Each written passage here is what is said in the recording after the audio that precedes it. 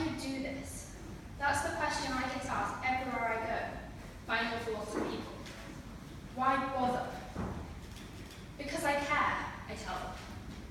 Our world is at breaking point.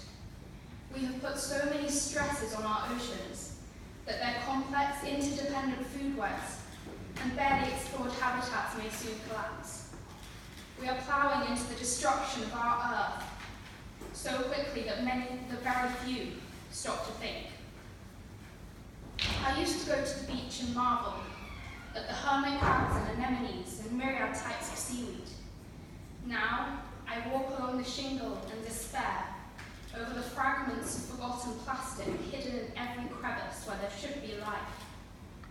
Diving in the Azores amidst the octopuses and scorpionfish and fireworms, I found a wet wipe living in the coral like it was one of them. It is these heartbreaking moments, these terrible discoveries, these hidden truths that have catalyzed my work over the past 2 years, and which fuel me to fight for a future for our new planet. Early this year, an accumulation of ideas led to the creation of my conservation campaign, Devotion to Ocean. My aim? To motivate people to change their lives to make a difference.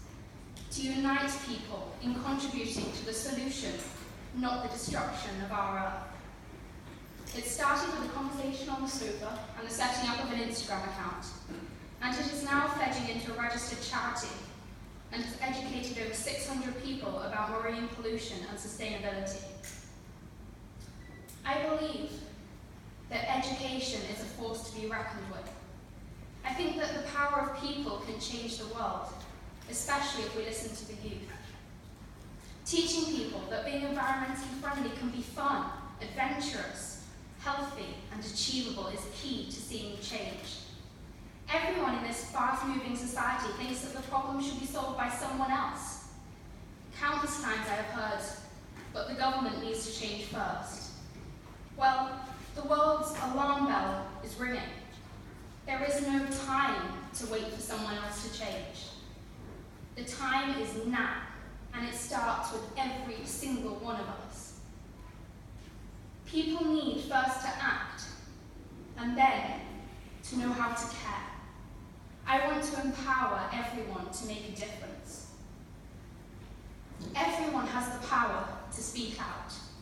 My aim through Devotion to Ocean is to give people the reason, to give people the faith that speaking out can make a difference.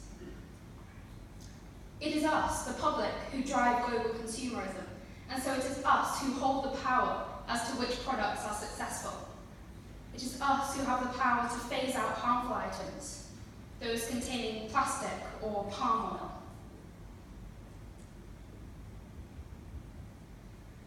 I began my project in school with an assembly, a meeting with the head and catering to talk about reducing plastic use, running a plastic-free shop.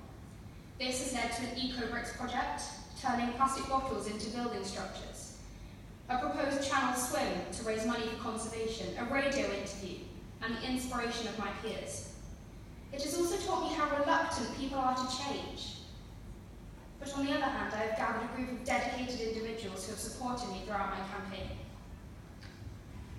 After creating a collection of activities for young people, tailored to teach, inspire, and provoke thought, we made our education program. I spent a whole day in a junior school with scout groups running through these activities so that by the end of the day, every single person knew how they could reduce their plastic pollution. And these are a few of the things that I've done with young people. We have taught scouts, explorers, pupils, and staff. We have also influenced numerous businesses to make their own change.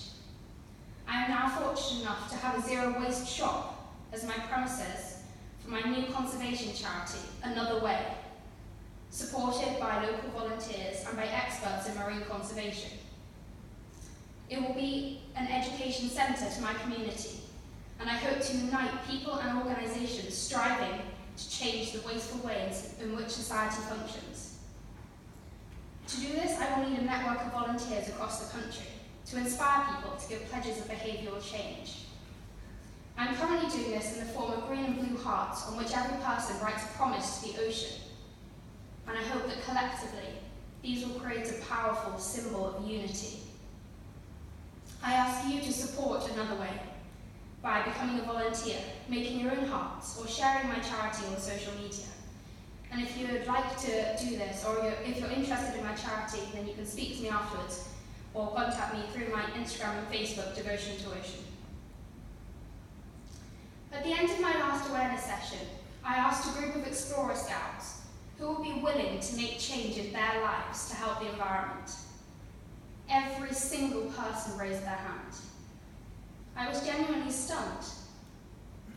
It may be the pictures of dead choked albatross and the images of lifeless, bleached coral which are my fuel to fight, but it is the hope that young people instill in me that gives me the will to keep on continuing in my campaign.